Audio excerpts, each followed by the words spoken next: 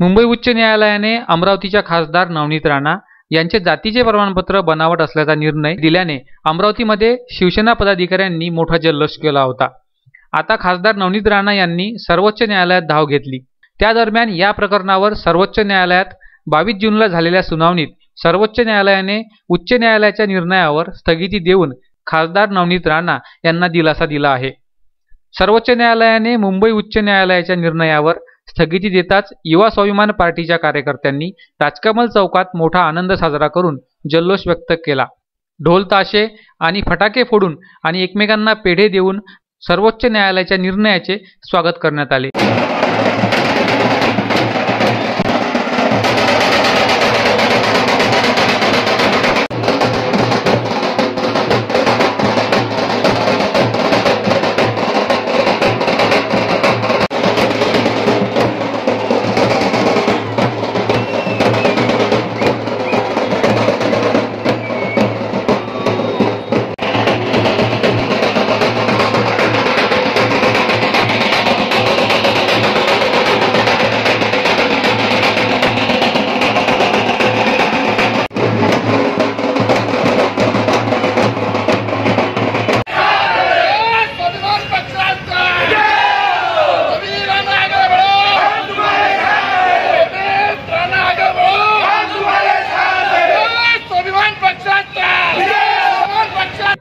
अमरावतीचे माजी खासदार आनंदराव अडसूळ यांनी खासदार नवनीत राणा यांच्या विरोधात जातीचे खोटे प्रमाणपत्र तयार करून निवडणूक लढविण्याची याचिका उच्च न्यायालयात दाखल केली होती।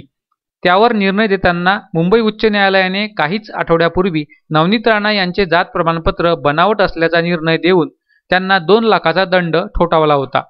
या निर्णयामुळे अमरावती जिल्ह्याच्या राजकारणात चांगलीच खळबळ उडाली होती। यानंतर खासदार नवनीत राणा यांनी सुप्रीम कोर्टात धाव घेतली होती।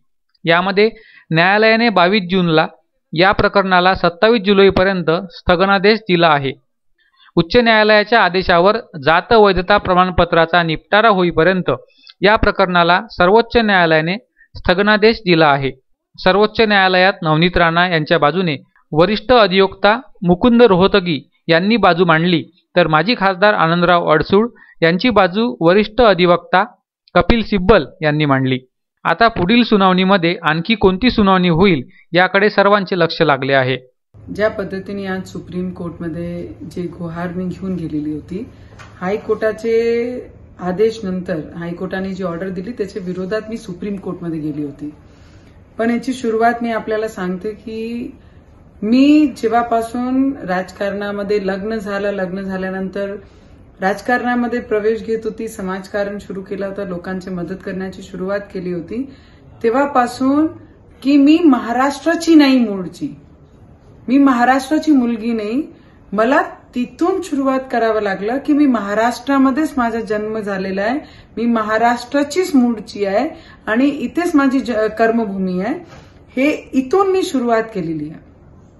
त्याच्या मागच्या फक्त कारण एकच आहे की मी राजकारणामध्ये येत आहे म्हणून हा सगळं गोंधळ झालेला आहे आणि म्हणून मला प्रूफ करावं लागलं आणि शिवसेनेला प्रूफ करावं लागलं, कारण त्यांनी एलिगेशन केले की ही महाराष्ट्राची नाही, ही मुलगी महाराष्ट्राची नाहीये, ही बाई महाराष्ट्राला बिलॉंग करत नाही।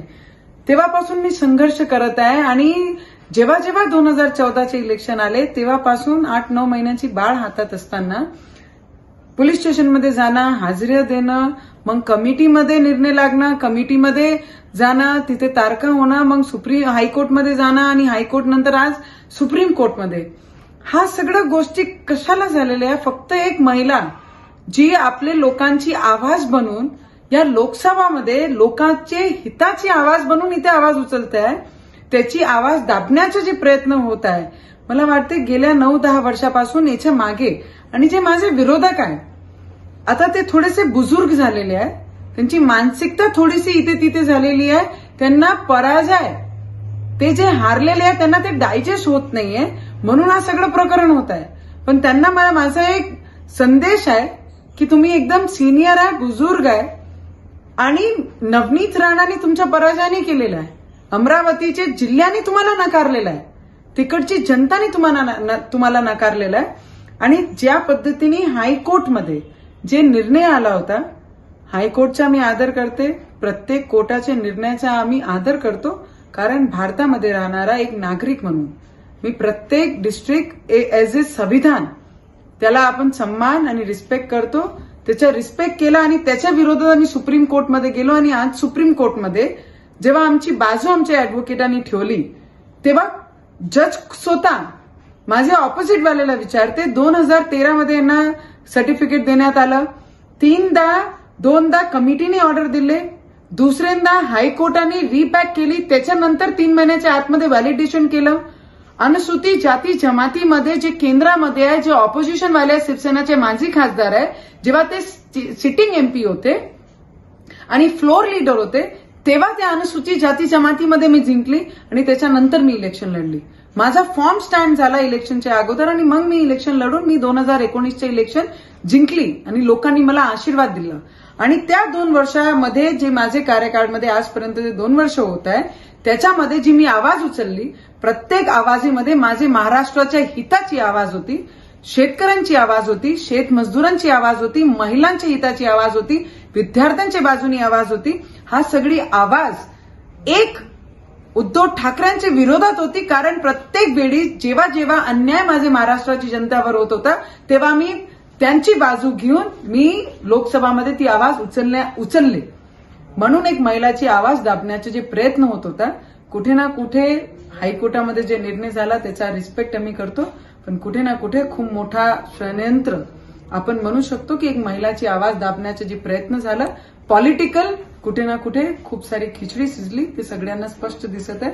पण आज जे सुप्रीम कोर्टमध्ये जे मला स्टे दिलेला आहे त्याचा मी सन्मान करते आणि याच्या समोर जे 200 वर्ष जुने कागदपत्र माझ्याकडे आहे त्याचे भरोसे मी सुप्रीम कोर्टमध्ये समोर लढणार आहे. आणि आपले सर्वांचा आशीर्वाद माझे पाठीशी आहे, त्याच्याबद्दल सगळ्यांच्या मनापासून खूप धन्यवाद करते. आणि माझी जिल्हा आणि पूर्ण महाराष्ट्र आणि देशामध्ये जेव्हा एक महिला एक लोकसभामध्ये रिप्रेझेंट करते, ती महिला एकटी आज स्वतःला रिप्रेझेंट न करताना देशाचे बरेचशी पूर्ण महिलांना रिप्रेझेंट करते. म्हणून अजय शृंगारेसह प्रदीप इंगोले, विदर्भ न्यूज, अमरावती.